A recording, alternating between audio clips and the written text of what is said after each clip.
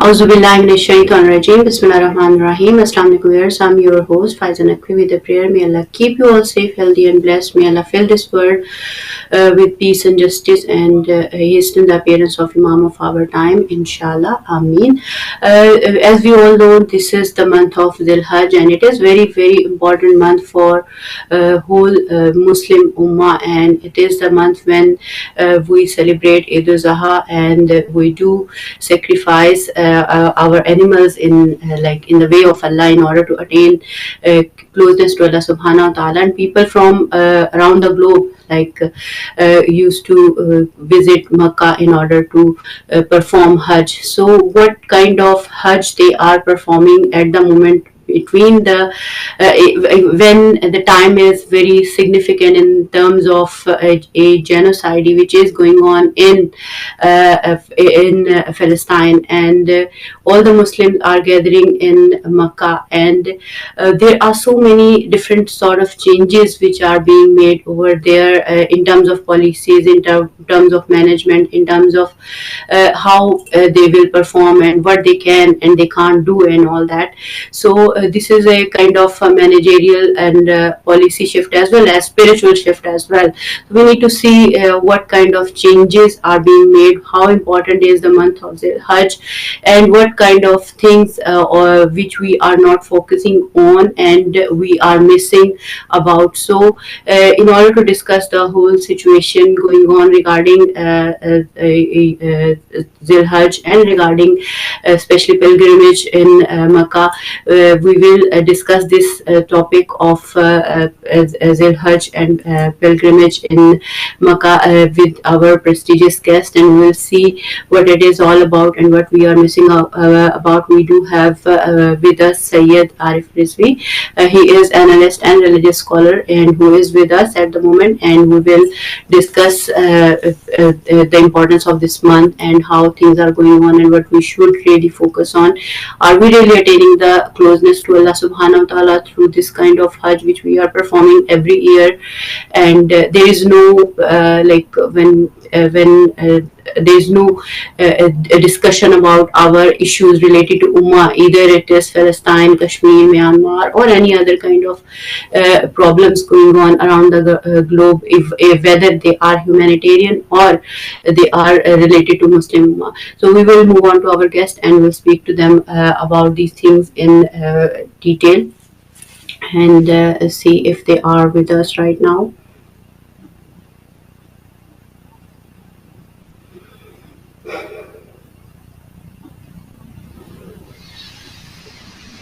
Assalamualaikum. Thank you so much, Arif bhai. I'm really honored to have you on the show for this important topic. What kind of changing situation we are following, because there are so many changes going on in Saudi Arabia in many ways. So how important it is for a Muslim community, for example, around the globe, to keep an eye on them and what they are heading towards, and what kind of for most importantly, we should start from the month of Zil Hajj, and at least what are the most important things related to this month, and then we would discuss it further in detail, what kind of changes we are seeing and following in this month and kind of problems we are facing. So thank you so much for joining us today, and I would ask you how would you like to share your thoughts on this topic? Bismillah ar-Rahman ar-Rahim. First of all, I would like to pray for the entire Muslim Ummah, for Allah subhanahu wa ta'ala to bestow upon all of us the divine blessings of this month of Zil Hajj. The month of Zil Hajj, as the name itself says, is the month of Hajj, the pilgrimage to the Holy Kaaba, the house of Allah subhanahu wa ta'ala. And along with Hajj, also for those who cannot go to Hajj, for them there is Eid al-Adha, where they do the sacrifice. One of the arkan of Hajj, rituals of the Hajj, is practiced by other Muslims as well. Apart from Hajj, in this month is also one more very important event, which is Eid al-Qadir, the Eid of Wilayat, which is also a very important event of this month, as it's the political system of the Islam which gets announced by the Holy Prophet on this specific day. So this month comes with a lot of things to us, offering a lot of things to us which we should try to learn from this month. and apply it in our lives. Now, when it comes to specifically to Hajj, which is in process right now, going on, and inshallah on Sunday is the 10th of Zilhajj in Saudi Arabia. Unfortunately, Hajj has to take place in Saudi Arabia only. It cannot be done anywhere else because the Holy Kaaba is there and everything is there, and it's a sunnah of Holy Prophet and also ordained by the Quran about the Hajj rites. Unfortunately, as you asked the question about what is going on in Saudi Arabia right now, Saudi Arabia has gone through a lot of changes over last few years, specifically over last one decade. As we all know that Saudi in the past was a Wahhabi ideology, which means a very extreme form of Islam was present in Saudi Arabia, whereby people of other Muslim sects and schools were not allowed to practice things specific to them, and they were enforced to only follow the Wahhabi sect. And the Wahhabi sect had a very high form of extremism to the extent of takfirism, of denying everyone else as being even Muslims. And Hajj was controlled by them, and it was under their custody.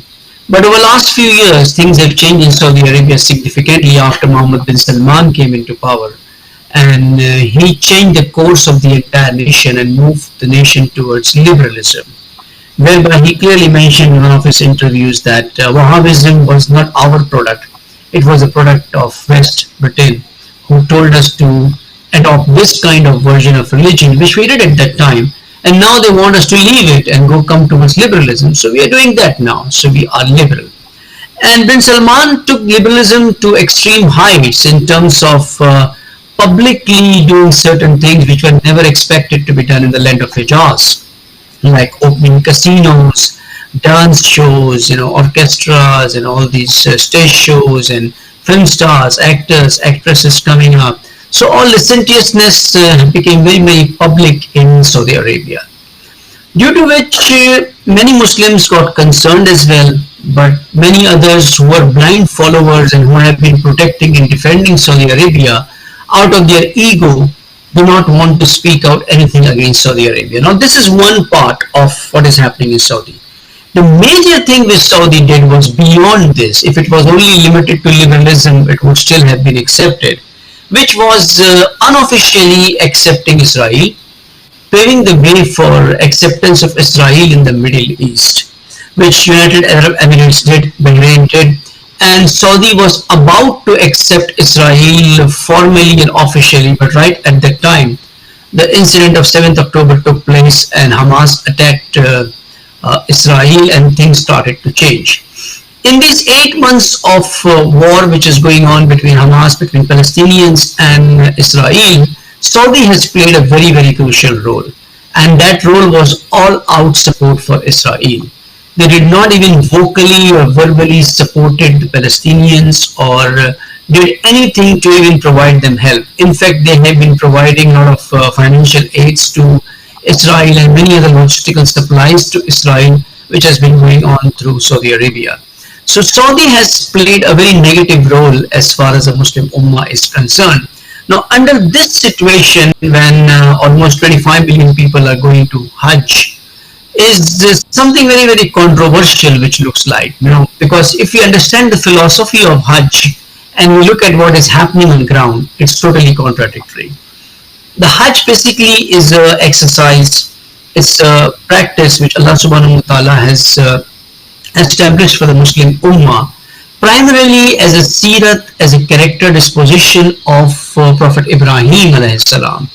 And for Prophet Ibrahim alayhi salam, the title which very specifically Quran uses and the attribute which Quran associates with Prophet Ibrahim is that he was not mushrik, he did not do shirk. And Hajj is also meant for this only. And one of the arkan of Hajj, when the Hajj starts from 8th of Zilhajj in Arafah, is Allah subhanahu wa ta'ala says that you have to do bara'at, you have to disassociate yourself from Taghut.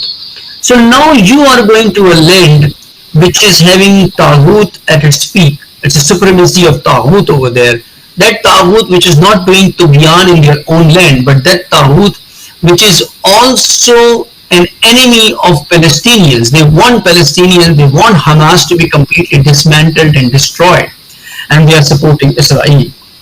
So in this situation, when I am going for Hajj on that land, it becomes very challenging for me to even perceive that whether I will get benefited from this Hajj or not, whether I will really get the rewards of this Hajj or not. But unfortunately, many people who are going there are not even concerned about this, because this is the way Islam has been taught to us. It's an individualistic religion where you do your worships, where you do your rituals, where you do your rites, and that's it. Allah will give you sawab. It doesn't matter whether you are socially concerned about your brothers or not, whether you are politically aware or not, whether you have the pain for the ummah or not, whether you do amr bil maruf and nahi al munkar or not. These things have nothing to do with your worship. Your worship is separate, and these things are separate. When this form of Islam has been taught to the ummah, for the ummah it doesn't matter where they are going for Hajj. Even if Hajj moves to Las Vegas, I won't be surprised if 20 million people will go there to Las Vegas and do Hajj over there. So that's what is a very, very pathetic situation which is right now there. On the other hand, if you see daily what Israel is doing is horrible crimes are happening on daily basis. On daily basis, there is no ceasefire happening, and they are killing people. They have again started to do aerial bombing on the refugee camps. So all these things are happening on one side, and on the other side, the Muslims are chanting slogans of Labbaik Allahumma Labbaik. Oh Allah, I have come. If Allah answers questions, then why have you come? You should have been in Palestine. Why are you here? This is what is the answer which is actually coming, which people cannot listen to it. But this is the answer to Labbaik Allahumma Labbaik, which Allah subhanahu wa ta'ala is giving to these Hajis now, that I don't need you over here. I am in Palestine. I am not in Kaaba this year. I am there. If you want to seek nearness to me, then come to Palestine. There only you will find me. You won't find me over here in the Holy Kaaba. So, but unfortunately, again, as I said, the Muslim Ummah doesn't realize these things, because they have not been nurtured and trained and brought up to this level where they can look at Islam from such a broad perspective and see what is the primary responsibility for the Muslim Ummah in this kind of situation. If you look in history about Abdullah Imam Hussain alayhi salam, on 8th of Zilhajj, which was the day of Arafah, for putting on ihram, he had put on the ihram, then he removed the ihram and left Mecca. He left Mecca on 8th of Zilhajj, and that was a time when people were coming in for Hajj. They were about to start the Hajj rituals, and Imam Hussain alayhi salam left, because he did not consider Hajj to be worthy at all, to give any benefit when a person like Yazid ibn Muawiyah is in power. When a liberal person is in power, a person who wants to destroy Islam is in power, and you, instead of confronting him, do your Hajj rituals, this Hajj makes no sense. This Hajj has got no value in this kind of situation. Hence, this is the same situation over here, whether we should put on our ihram to go to Kaabatullah, or we should put on our shrouds and go to Gaza and go to Rafah and try to save them.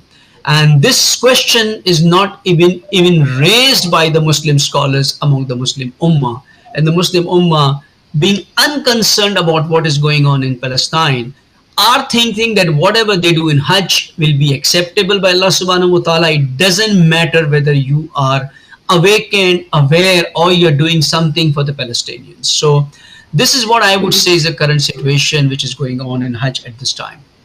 There is one more question I would like to ask you. Like, when we look at the situation, we have seen the statements from the Saudi ministers who said, like, there should be no political slogans, and we should just, it is for worship only, and we should come there, obviously, in for Hajj, and we should do our worship, and that's it, as you were mentioning in background, previously right now. And they are also, I was like going through some statements which were reflecting that we are not supposed to discuss Palestine because it is the will of Allah, that they should, for example, that like means it is like meant like that, like it is the will of Allah that they should die like that, and they should martyr like that and all that, and we should not talk about this, and this is the will of Allah. So how come the human intellect is not like responding to this kind of statement, especially there are more than 100 millions or something, you can say, people who recite kalma and who are going on the Hajj. There are millions.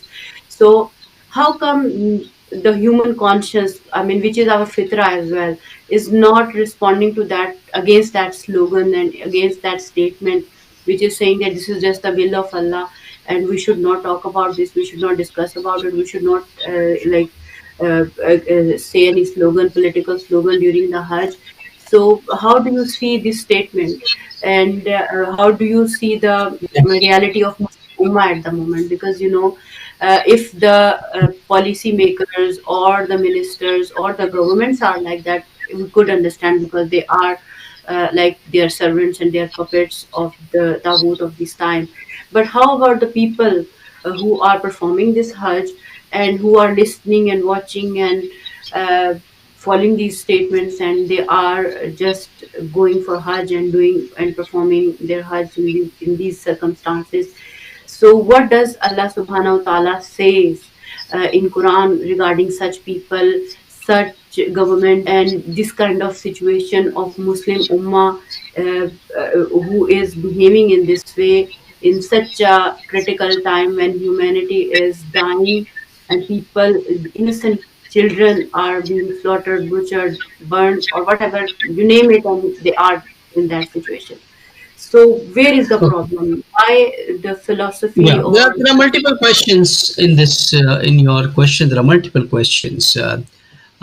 First question was about why the human conscious is not waking them up. Why the fitra? The fitra is subject to subjugation. Qad khaba man dassaha. Allah subhanahu wa ta'ala says that your fitra will get subjugated if you don't have taqwa. If you don't live a protected life, if you don't live a secure life, then it will get subjugated. Now, if you look at what Saudi Arabia has done over last few decades, they have spread their wealth by using their wealth. They have purchased many Muslim governments, and not just governments, the ulama in many Muslim countries like Pakistan, Indonesia, Malaysia, all these people, and Middle East, definitely in Africa. So in these countries, there are puppets of Saudi Arabia sitting over there who just blindly defend and protect Saudi Arabia. And unfortunately, we as Muslims are blind followers of Hukma and Ulama. If it's a Muslim country, we follow the Hukma and the Ulama both. Even if it's not a Muslim country, we try to follow the Ulama blindly, irrespective of even analyzing whether an alim meets the criteria to be followed or not. Okay, we don't have those criteria in place. We just see someone sanctimonious, someone leading the prayers, someone mounting the pulpit, we start to follow them. So when these puppets and pawns are present across the world from Saudi Arabia, who are being funded by Saudi Arabia, like Imam Kaaba visits Pakistan very often. What he has to do with Pakistan? Why is he visiting there very often? Because they have certain agenda with this network which they have made. They have a force. This is a civil force which Saudi has made across many countries. In this force there are takfiris, in this force there are terrorists, in this force there are ulama, takfiri ulama. So when this cadre is present on ground, who don't speak and who always protect Saudi Arabia, who try to give justifications for what Saudi is doing even if something wrong, then the chances of awakening of human conscious become very, very limited and very, very bleak. And this is what is happening. Even though you will see pocketed way where people, when they see clear things happening, those who have sense, those who have shaur, they realize that no, what we have been doing is was wrong, and we should not blindly follow Saudi Arabia over here, because we can clearly see what they are doing over here. Like when you're coming to Hajj and you say that there should not be any political slogans. So is Hajj not political? Why you're doing Rami of Shaitan?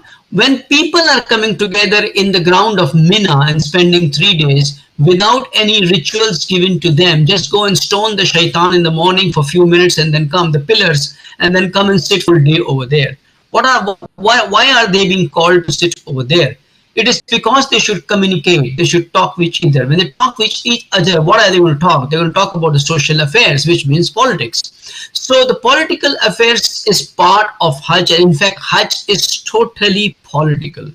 There is, I don't see anything else in Hajj other than politics. So telling these things, quoting these statements itself means that they are afraid, considering the spark of awakening which has been seen in the Muslim world. They were afraid that this can just escalate during the Hajj, and something can happen. The Muslim Ummah would raise their voices at least, which will go internationally, and it will displease Israel and America on what is happening in Saudi Arabia. And hence they wanted to control this over here.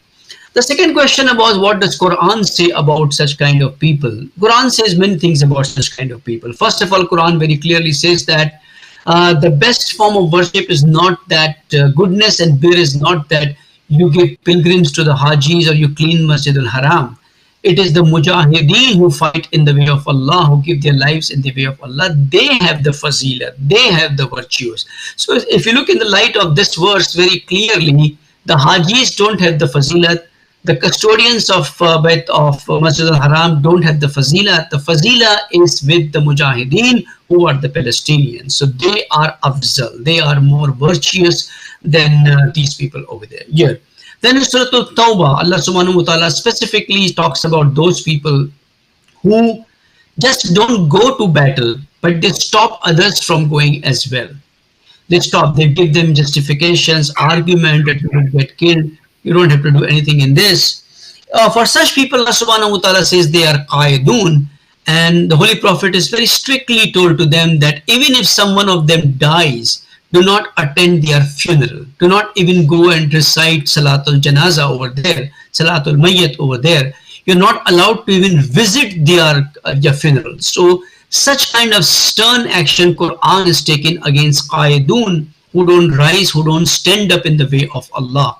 So if you go through across Quran in Surah Al-Baqarah, in Surah Nisa, Surah Al-Imran, you will find various verses over here. Then if you see Surah Baqarah itself, verse number I think 118 to 120, something like that, where Allah subhanahu wa ta'ala very clearly tells the believers to not to make alliance with any of the people of book or the kuffar, because inside their heart is hatred towards you. When they have hatred on their tongues, then the hatred inside their heart is much more severe, and they just want to ruin you. So Quran is very specifically pointing out about the intentions of the enemies, and these Muslim Arab rulers have gone and shaken hands with them and made them their allies. So in this situation, if you see, it's very, very clear. If you look at Quran, keep Quran in front, you can see a clear picture. But just like other things, we have been distanced from Quran as well.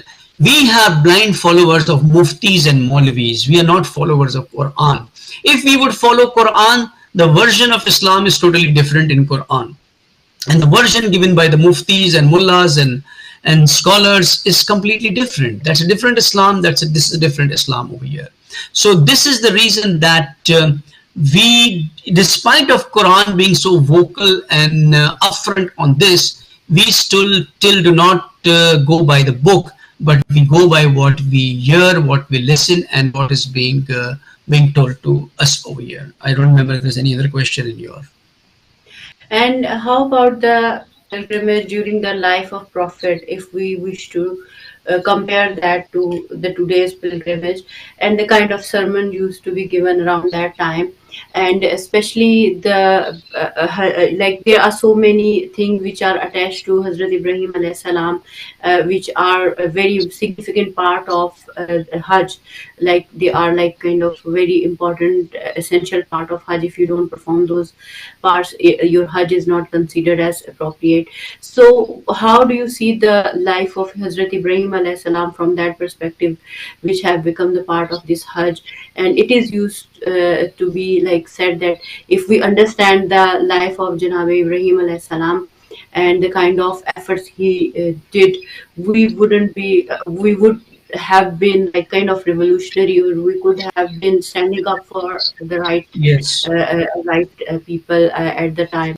So how do you see both the time of Prophet, what kind of sermons were used to be given during the Hajj, and what was the structure of that sermon, for instance, and how about the Hajj Ibrahim in accordance to his life?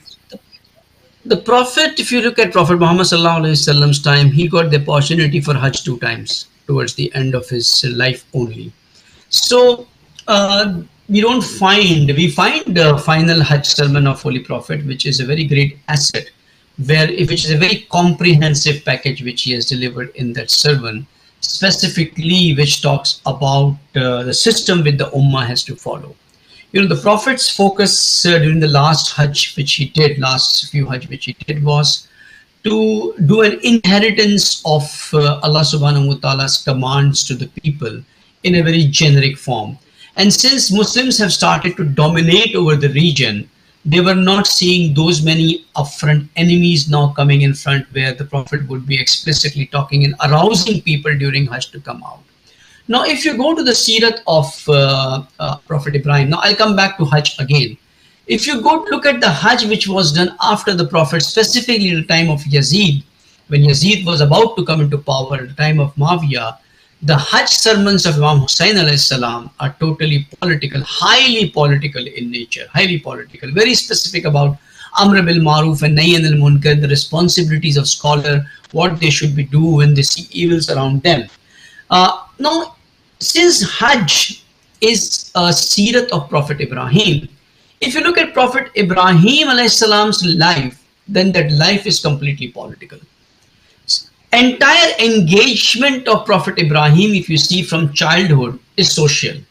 He is going out and challenging people who are worshipping stars, who are worshipping sun, who are worshipping moon, and logically challenging them, which is a social act.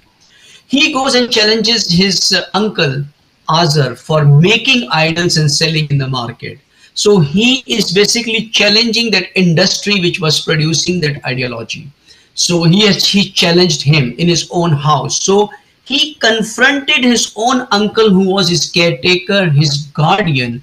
This was a political act of Prophet Ibrahim to get into a conflict against his own uncle. Then he went and breaks the idols in the temple, which was a very courageous act, because those idols were things which they were worshipping over there. And it was not so simple. Like today, if you're in India and you go to one temple and break one idol, then you will see what will happen. There will be riots everywhere and people will not forgive you at all, anyone who does this. And Ibrahim goes and breaks all the idols by taking an axe in his hand, and courageously puts the axe in the hand of the biggest idol to logically arouse them and make them think over here. And as a result, definitely reaction was going to come, and Ibrahim was thrown in a big fire as well. So all these actions of Prophet Ibrahim, if you see, there is resistance, and there is a consequence of the resistance itself, irrespective of the fact that Allah subhanahu wa ta'ala protected Ibrahim from fire. That's not that Ibrahim was told that you do this and we will save you from the fire. No, Prophet Ibrahim was prepared for the consequences of what is going to happen when I do this. But he didn't even knew that he would be thrown in the fire, but he knew the consequences. So today as well, when people are doing Hajj, when they have been told not to raise their voice for Palestinians, if you are following the Sunnah of Ibrahim, then you have to do Baraat, irrespective of what consequences are there. It doesn't matter whatever is the consequences, because what is going to happen with 25 million Hajis would not be even a fragment of what is happening in Palestine. Not even a fragment, nothing.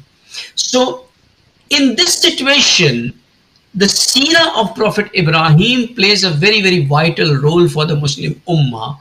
But the Muslim Ummah is not aware about the seerah of Prophet Ibrahim. The only thing we know about Prophet Ibrahim is that his sacrificing his son Ismail, and the sunnah which we are following for sacrificing an animal over here. Now that sacrifice of Ismail was the final test of Prophet Ibrahim, final test, where you have confronted with the Taghut, you have confronted with your own family member, you have confronted with your people, your community. Now let us see whether you can confront your own nafs or not. Okay, the Jihad-e-Akbar, the own nafs. Whether you can sacrifice your most beloved thing in the way of Allah subhanahu wa ta'ala or not. And that was the final test. And once a person gets qualified for that test, Prophet Ibrahim was given imamat at that time. He was positioned for imamat. Allah subhanahu wa ta'ala promised imamat in his progeny itself. So that was the station after which imamat was coming to Prophet Ibrahim. But before that, if you see Prophet Ibrahim's journey, Prophet Ibrahim's life, is completely socio-political life, where he is confronting Taghut all around over there. Hence, when Muslims are going for Hajj, this seerah of Prophet Ibrahim has to be followed. The Quran says, go there and stand behind Maqam Ibrahim.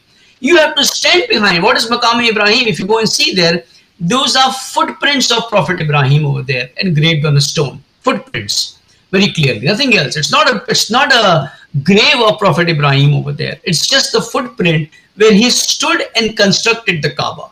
The Kaaba is a place, is the central point where the entire Muslim Ummah moves around it. It's a icon, it's a symbolic representation of Tawheed, where everyone should remove their identity and come on a common axis of Tawheed and just make your life circle around Tawheed, around monotheism, around divine principles. That was his Kaabatullah made for. Now, this symbolic Kaaba has been constructed by Prophet Ibrahim standing on this place, and that is also after he has challenged Namrud and all these encounters he has done. And we are asked to go and stand behind Maqam Ibrahim, look at the footprints of Prophet Ibrahim, which means you have to follow the footsteps of Prophet Ibrahim. Very clear message is given, and Quran says Ibrahim is Hanif, and you have to change your direction and make your direction the direction of Prophet Ibrahim. Now, I would like to ask a very simple question over here to the Muslim Ummah. Say, for instance, Prophet Ibrahim was present during Hajj in this year, at this time, with these 25 million people. What would he do over there? Would he do the same thing which the Muslim Ummah is doing now? What will he do? If Prophet Muhammad ﷺ was present today and he had to go for Hajj, what will he do? First of all, he will not go to Hajj. He will straight away go to Palestine. He will not go to Hajj at all. So what the prophets would be doing in this situation, at least the Muslim Ummah should ask this question to themselves and look for an answer to this question in the Quran. Don't go and ask this question to your muftis and Maulvis and Maulanas. No. Look for an answer to this question in the Quran, that what the prophets would have done in this situation which is there in the world right now, when there is Hajj on one side and there is Palestine on the other side. They would have done exactly what their inheritor, their grandson, Imam Hussein alayhi salam did. They would not go to Hajj, they would go to Palestine, because Palestine is Karbala. This is the real situation right now. We used to talk about this in history. 1400 years back, Imam Hussein did this. He left Hajj and went to Karbala. He left Hajj and gave his life. He sacrificed Hajj and gave a much bigger sacrifice. Now we can see this practically with our own eyes in this era. We had this question that how come 100,000 plus Hajis sitting in Mecca and Imam Hussein alayhi salam is leaving Mecca and they were not concerned. You can see they were 100,000, here you have 25 million.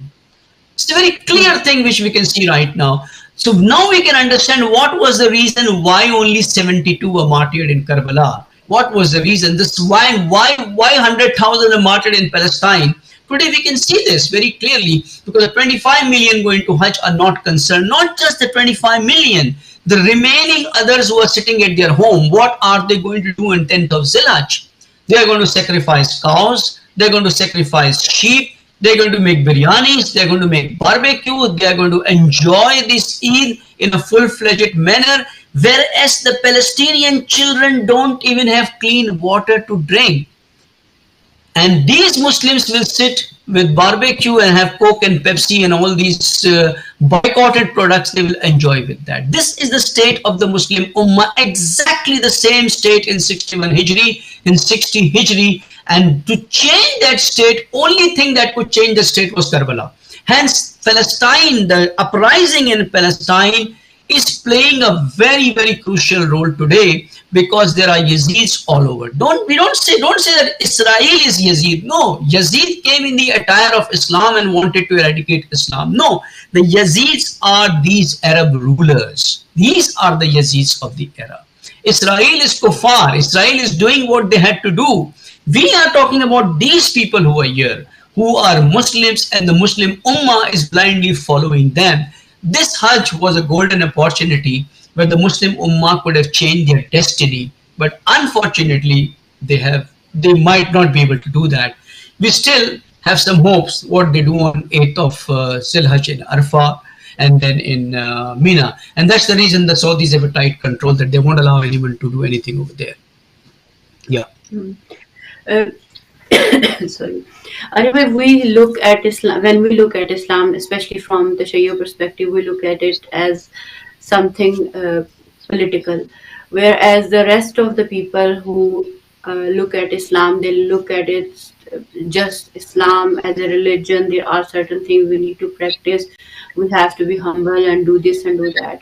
And along with that, there come our these gatherings which are like related to, for example, Hajj gathering, or even the Friday prayers gathering, or Eid Ijtama, which we used to have during the Eid time, and the sermons during these gatherings.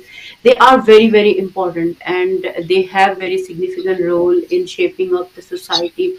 So how do you see Yeah. these role of these gatherings in shaping up the ummah, and their role in giving the right understanding of current situation related to Muslim ummah, and how what Islam says about it, like how we can live without. I mean, when we look at the riwayat or the reports we get from different ahadith, we understand that it is very important to know the situation, everyday current situation of the humanity at large, and even the Muslim in particular. And if we don't know about them, and we don't think about them, and we don't bother about them, for example, like think about them in a sense that they are in trouble or not, and what's going on around us, it is kind of considered as sin. So what do you think, where we are making mistakes, and what we really, really need to do, especially during these gatherings, and especially the sermons which are being delivered during these gatherings? What our riwayat from Prophet says about it, and Quran specifically says about it. Even though you have mentioned so many points in our previous part, but still, if we specifically touch this part and do understand how significant role is and how it should be delivered. Okay. First of all, these gatherings and these sermons which take place in on Friday and on Eid. See, for Friday sermons and Eid sermons are similar. Allah subhanahu wa ta'ala, the Holy Prophet Muhammad sallallahu alaihi wasallam has a hadith which says that those who don't have the ability to go to Hajj, means those who don't have money, wealth to go to Hajj, the Hajj of the poor people is Jummah, Salatul Jummah. That is their Hajj. Which means Salatul Jummah has the same purpose and objective which Hajj has. Now, what is the purpose of Jummah or Eid prayers? One is definitely a ritualistic prayer which you do, Salat which you do. But other than that, there are two sermons which are unanimously accepted by both Shias and Sunnis, that there are two sermons to be delivered in these prayers. What are these two sermons meant for? These two sermons primarily aim at taqwa. And Allah subhanahu wa ta'ala says that about Masjid al-Zirar, that in the verses related to Masjid al-Zirar, that a masjid, a mosque not found, not constructed, not built on the foundation of taqwa, you should not even enter inside that mosque. And what is there in these Friday sermons? Taqwa. Very clear. Quran says that, O Prophet, usikum, give them the nasiha, give them the wa'az of what? Of taqwa, because best asset of your life is taqwa. Taqwa means protected life, protection against inner evils, protection against outer evils, and protection against enemies. Whatever methodology you have to adopt, which Quran says should be adopted to protect yourself and protect the society from all the calamities which are coming up. So these sermons and these gatherings are primarily meant to cultivate taqwa in the Muslim ummah. But unfortunately, first of all, the meaning of taqwa is distorted as being as fearing Allah or just abstaining from certain haram things. So the meaning of taqwa itself has been distorted and made an ethical taqwa, instead of taqwa being being related to the social dimension of our lives, which is a big tragedy which has happened. Now these Fridays, you made one point before that the Shias look at the more things from political perspective, and the non-Shias just looking at worship. No, there's a disagreement over here. Even in Shias, if you see, there's a small element in Shias who look at Islam politically. Apart from that, and that is also after 1979, after the Islamic Revolution, that the political ideology of Shiite has come up. And it is only that small element. Even in Iran, not everyone is like politically aligned with the political ideology of Islam. So here, if you see that even in Shias, that is not the case. Like if in Iran, one Imam Khomeini could come and bring a political revolution inside Iran by arousing the people and making them aware about the comprehensiveness of Islam, and specifically through Azadari, through the mourning of Imam Hussain alayhi salam, 40 million Shias in Pakistan, if they get oriented towards the political Islam, the true version of Islam, then a revolution can come in Pakistan as well. Things not happening shows that we don't have the right version of Islam. The moment you have the right version of Islam, then it is فَمَنْ يَكْفِرْ بِالطَّاغُوتِ, straight away, La ilaha illallah. You don't accept any taghut, you deny taghut, and in denial of taghut, even if you have to give your lives and bear all possible masayib, calamities, you would be ready for that. But that is not the case right now, which means we don't have the right version of Islam present with us over here.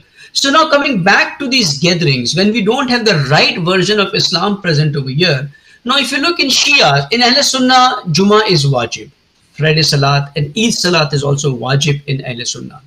But in Shias, it is not wajib. Why? Question is why it's not wajib. Because we don't understand or we don't accept the importance of these gatherings. If you know the importance of these gatherings is to develop the ummah, to awaken the ummah, then why we should just giving it such a slight hand on it? Okay, it's optional. You want to pray, you can pray. You don't want to pray, it's not wajib, it's not haram. You're not doing any sin. Whereas I would consider it's gunahan kabira if you are not, if you consider Friday servants as not something, Friday prayers as not something wajib. Because in this era, where the Muslims will get awakening from? Who will inform them about what is happening with their brothers? As the Holy Prophet ﷺ says that one who gets up in the morning and does not make any arrangement for his Muslim brothers, laysa bi Muslim, he is not a Muslim.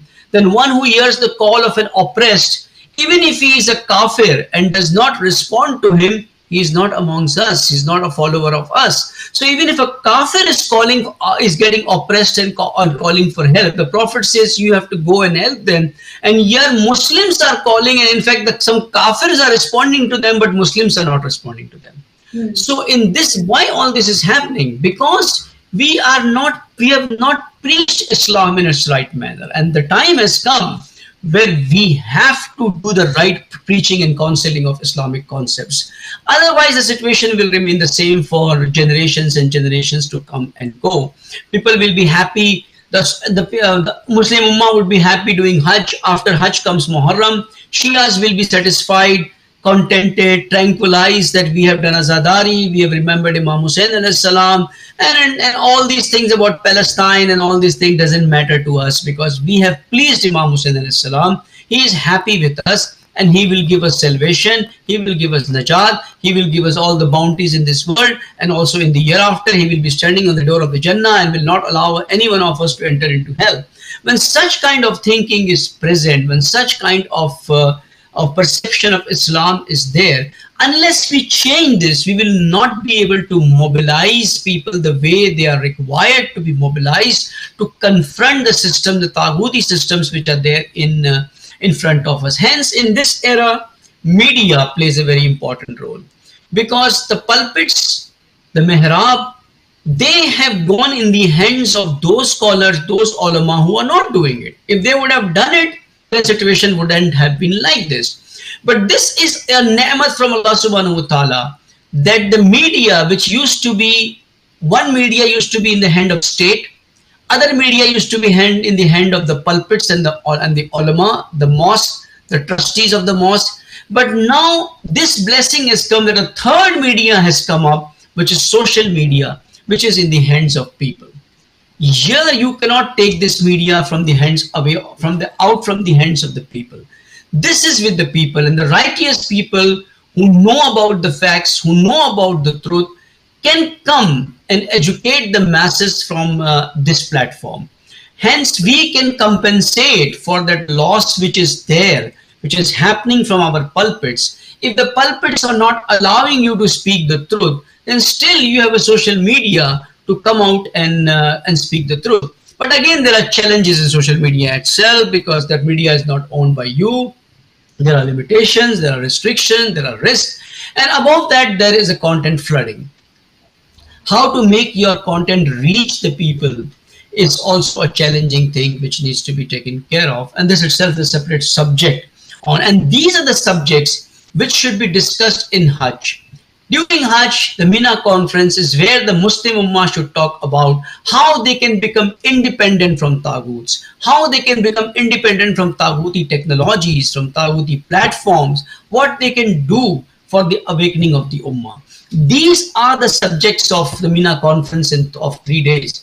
But I don't think so. It has ever happened, or it will happen in this situation as well. So the fundamental reason why we are the current situation is that the right version, the right pure Islam in Nabi Muhammadi has not been propagated, has not been preached from our pulpits, due to which events like Friday Salat, Eid prayers, and Hajj are not given importance. They are just act of sawab and nothing else. You get titled as an Haji, you get sawab, you get the feeling, the false notion that all my sins are forgiven and I've just come out like a newborn baby, and there is nothing else. But unfortunately, you have not cleansed yourself. If you look in the mirror of Tawheed, you will see your entire body stained with the bloods of Palestinians, which Allah subhanahu wa ta'ala has painted on your body to come out of Baytullah and see with the batin that this is what is there on your body. You are responsible for this blood which is being shed over there. When the blood was being shed over there, you were doing tawaf of my Kaaba. I don't need your tawaf. I wanted you to do the tawaf so that you get prepared, become a soldier of monotheism, and go and stand for the oppressed. But you are not doing this. So take this back. I am not in need of your worship. This worship was first for yourself. But if you're not getting benefited from it, then what's the point of doing this worship? Arifa, yeah, there is one more question I have. Conclusively, you can answer because we are running towards the end of the show as well. That when we look at the Deen as a whole, there is a problem with the interpretation, as I understand. Like you talk about taqwa as something we need to a kind of shield we should have in order to protect ourselves from Yeah. sins or whatever we are doing.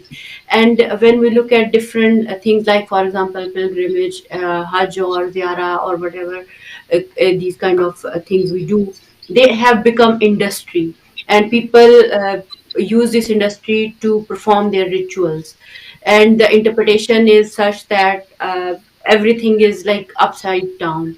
And but I don't understand why it is so difficult for us to understand when we look at the lives of prophets or in the Quran, and even the life of Ahlul Bayt, life of Aima. We look at them and their political life and their struggles and their ups and downs in their life. They are so straightforward and they are so clear that this is all about politics. This is all about power, not just for their personal gain or something. It's like making this world a place where everyone could live with peace and justice according to their whatever religion, color, and creed they are come from, or something like that. But for Muslims, how why it is so difficult for them to understand this thing? When you talk about Hazrat Ibrahim alayhi salam or even Prophet Muhammad sallallahu alaihi wasallam, all of them, whatever they did is they stood in front of the Taghut of their time, and standing in front of Taghut means tyrant politician, tyrant ruler, tyrant who feudal lord or whatever is it, even if the smaller or is the bigger or is the related to government or in your street or Okay. in your home, whatever form it takes. So why it is that difficult for us to understand as a common human being? Is a common human being doesn't have the common sense to understand this thing? Even if we blame the ulama and preachers and whatever it is. But still we do have places from where we can get the right sources, right knowledge and understanding and wisdom. And even merely if we look at just the Quran and the stories of the Prophet, we can really understand so much. So where is the problem lies actually, and Now what there is are the multiple simple problems message? over here. First of all, the source. Whatever you learn, whatever you acquire, it comes from a source. The source of Islamic education and Islamic learning and Islamic principles is Holy Quran. That's the manifesto of our religion. Now we have been disconnected from the Quran. The entire Ummah has been disconnected from the Quran. Quran has become a sanctimonious book for us, which should be recited without understanding what message Quran is giving us. This is one problem. Now, second problem is that even when we go to Quran with some understanding, like the Arabs, when they read the Quran, they know the language very well. They can understand the language of the Quran very easily, what the Quran is, at least the meaning they can interpret very easily, which we have difficulties in doing it. But even they do not understand the temperament of the Quran, because already something is present in our mind from much before. We have a complete, we can say, a picture of Islam which is present in our mind. And when we read Quran, we try to interpret Quran as per that picture which is present in our mind. So even when the Quran is talking about everything political, everything social, we try to compare with what we have heard, and we will do the interpretation in a different manner. Quran is talking about a social issue and we will make it individual. Now, this problem can only get solved when we just remove things what we have present in our mind and start from zero, start fresh, and just go inside the Quran and see what Quran is telling to me without interpreting it about what I have understood from before. And no, it's not just about meaning; it's about simple word. Like when Quran says "Aqimus Salat," okay, it is present in our mind. Akimus salat means what? Recite namaz. This is present in our mind. I will straight away skip that word and go forward. I know what Quran is telling. But Quran is not telling you to recite salat. It is telling you to do ikama of salat. And you don't even know what is the meaning of salat. We have interpreted salat as just 5 times rituals. That is salat. So unless we go deep inside, and deep doesn't mean you need to be an intellectual or something to be a big scholar. No, just understanding the language of the Quran, the words of the Quran, and the message which the Quran is giving over here to us, it becomes very, very clear. Quran says we have made it easy for you. Quran is not telling that it is difficult for you. When Quran is telling it has been in Yassarnal Quran, it's made easy for you, then definitely we can understand it.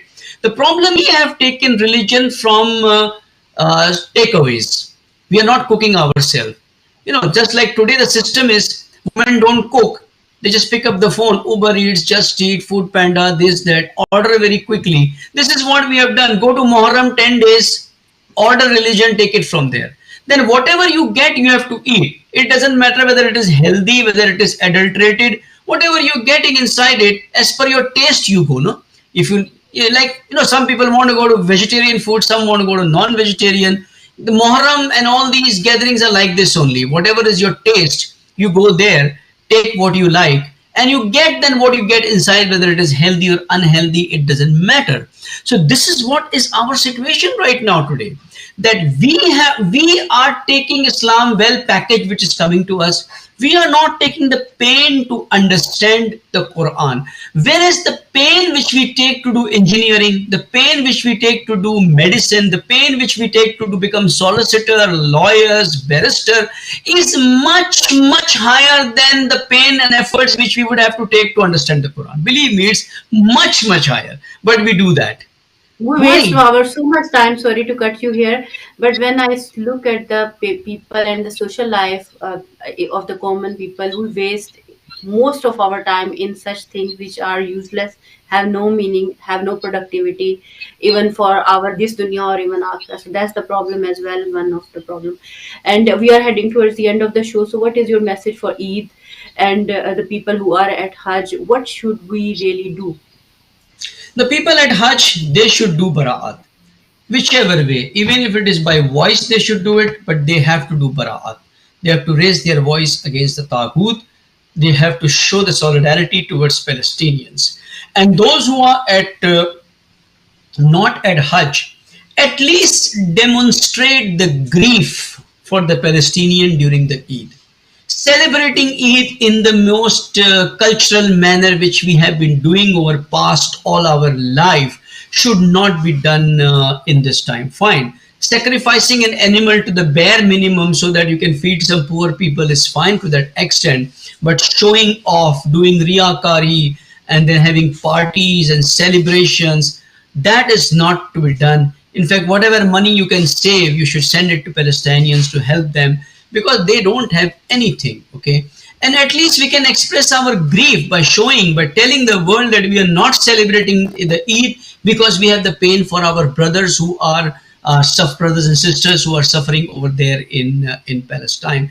At least have that much ghairat inside. It is shameful that your children would be enjoying the Eid and their children are having an empty bowl in their hand and moving from place to place without any food in it. It is shameful, and this is something which will not be forgiven by Allah subhanahu wa ta'ala. Allah can forgive your individual crimes. Allah can forgive even if you drink alcohol. Allah can forgive even if you did zina. But Allah will not forgive you for this kind of irresponsible behavior if we demonstrate such kind of irresponsible behavior towards the Muslim Ummah. And I think this should be taken very seriously by us, and don't care about what ulama are saying. Look at what Quran is telling, look at what Holy Prophet is telling, and look at what Imam Hussein is telling for the Shias, that anyone who listens to the voice of the oppressed, if he doesn't respond, Allah subhanahu wa ta'ala will catch him by his forehead and throw him into hellfire on his nose over there. So this is the criteria. If you don't fulfill this criteria, nothing else will be accepted. That would be my message to the Muslim Ummah. Thank you so much. I'm really honored to have you on the show, and it was really insightful discussion we had today. I am really grateful for that. And to the viewers, I would say, just show your solidarity, love, affection, and respect for the people of Palestine who are suffering at the moment, and we have to stand with them in whatever manner we can, and by boycotting, by raising voice, by raising awareness, and by standing in with them in whatever capacity we have. So look after yourself and everyone around you, and read Quran and understand Deen from the right sources. Take care. Allah Hafiz.